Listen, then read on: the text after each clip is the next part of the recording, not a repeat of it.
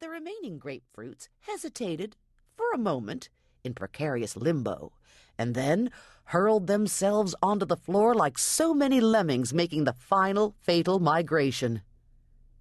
Jake stopped a grapefruit with the side of his foot and flipped it into the air like a soccer ball. He scooped up several more and carefully lined them up in their bin.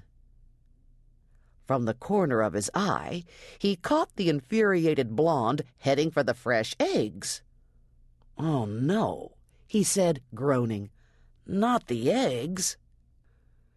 In silent horror, he watched as she chose a carton and in some magical way managed to grasp only the top lid, spilling the entire dozen eggs into the immaculate glass case.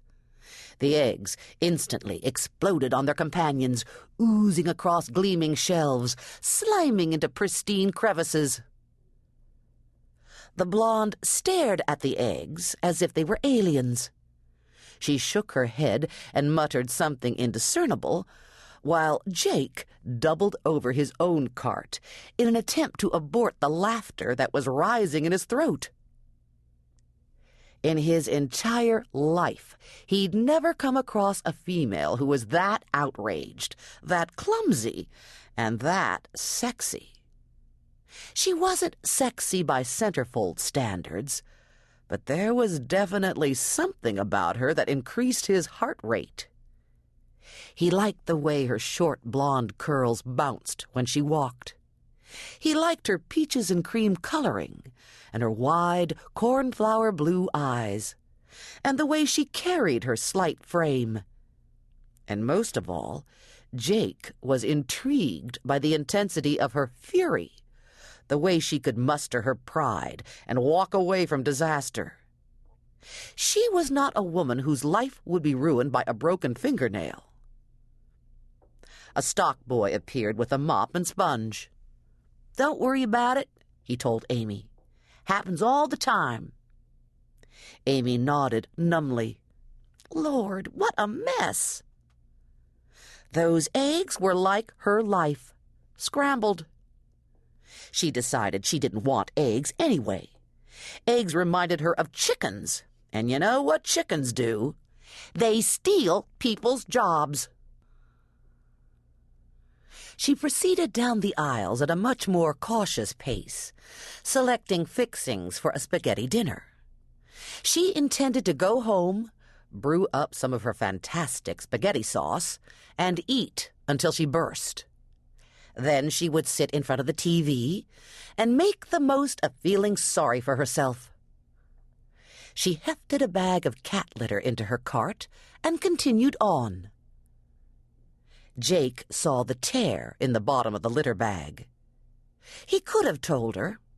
He could have introduced himself and explained that she was leaving a trail of cat litter that wound its way through the bulk food section and staunchly marched through sanitary products. But he didn't. It was much more fun to observe her at a distance and follow the granules. Besides, he knew when he would make his move. Calamity Jane didn't have a purse, and there were no pockets that he could see in her bedraggled skirt.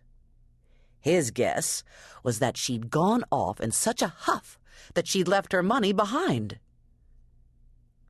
He pursued her at a leisurely pace, selecting a bottle of Burgundy to accompany her spaghetti dinner and adding a frozen pie for dessert.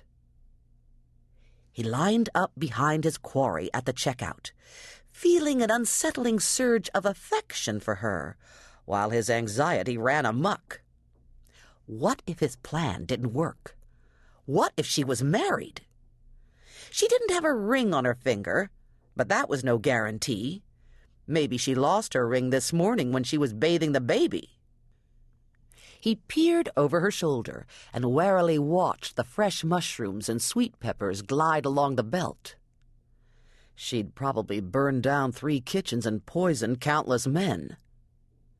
Could that be why she wasn't wearing a ring? Most likely she'd killed her husband, accidentally run over him with her flashy red car. Maybe he should reconsider.